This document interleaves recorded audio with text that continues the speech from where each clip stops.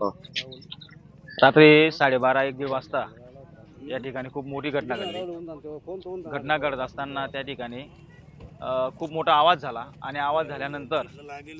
या ठिकाणी शेतामध्ये राहणारे जे काही आदिवासी लोक असतात त्या लोकांनी आम्हाला त्या ठिकाणी सांगितल्यानंतर त्यावेळी आम्ही या ठिकाणी आलो त्यावेळेस अत्यंत जेव्हा चित्र बघितलं अत्यंत भयानक चित्र होतं आणि या ठिकाणी मग त्या ठिकाणी मदत कार्य करण्यासाठी कुठल्याही प्रकारच्या वाहनाला हात वगैरे देऊन आम्ही त्या ठिकाणी मदत कार्य केलं। मदत कार्य करत असताना रात्रीची वेळ असताना त्या ठिकाणी कोणीही थांबायला तयार होत नव्हतं। पण तसंच आम्ही गावातल्या काही लोकांना फोन केला, होळ गावातले सरपंच असतील त्यांना फोन करून दशवेलचे लोक असतील त्यानंतर त्यांना इथं बोलवलं आणि त्यांची माहिती काढली। तर माहिती अशी होती की शिंदखेड्याचे लोक होते आणि वारूळची गाडी होती आणि एक पिकअप होती शिंदखेड्याची आणि हे लोक काहीतरी भागवत कथा ऐकण्यासाठी वारूळला या ठिकाणी गेले होते आणि गेल्यानंतर त्या ठिकाणी रात्री त्यांना गाडी नव्हती आणि त्यांनी त्या ठिकाणी त्या ड्रायव्हरला रिक्वेस्ट केल्यानंतर त्या वारूळ गावाच्या ड्रायव्हरला रिक्वेस्ट केल्यानंतर वारूळ गावाचा जो ड्रायव्हर होता त्या बिचारांनी रात्री 12:30 शिंदखेडा जात होते पण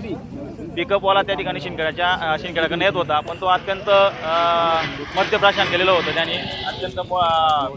खूप मोठा याच्यामध्ये केलेला होता आणि पित असताना असल्यामुळे त्याने खूप मोठी जोराची धडक दिली आणि धडक दिल्यानंतर त्या ठिकाणी ऑन दी स्पॉट आम्ही ज्यावेळेस आलो या ठिकाणी तर त्यावेळेस 4 मृतदेह बाहेर काढण्याचा आम्ही प्रयत्न केला। बाकी जे काही लोक होते ते अत्यंत गंभीर परिस्थिती होती। त्यानंतर मग आम्ही 108ला फोन लावला, 108 नळण्याची ॲम्ब्युलन्स आली, परत शिंदखेड्याची ॲम्ब्युलन्स आली, त्यांच्या गाडीमध्ये टाकून त्या लोकांच्या आम्ही त्या ठिकाणी पुढे रुग्णालयात हलवण्यात आलं। त्या 4 लोक आमच्या समोर आम्ही जेव्हा बाहेर काढलं त्यावेळेस ड्रायव्हर होता वारूळचे होते ते पण दगावले होते आणि एक आजीबाई होती, एक छोटीशी मुलगी होती आणि 2 मुलं होती। पिकअपच्या ड्रायव्हरला ज्यावेळी आम्ही बाहेर काढलं त्यावेळेस तो अत्यंत म्हणजे मद्यप्राशनच्या अवस्थेमध्ये होता, पूर्ण दारू पिलेला होता पण त्याला जेव्हा बाहेर काढलं त्याची अवस्था अत्यंत खराब होती, तोही काही वाचण्याच्या कंडिशनमध्ये नाही दिसत होता पण आम्ही जेवढा प्रयत्न केला तेवढा प्रयत्न करण्याचं काम आम्ही त्या ठिकाणी केलं।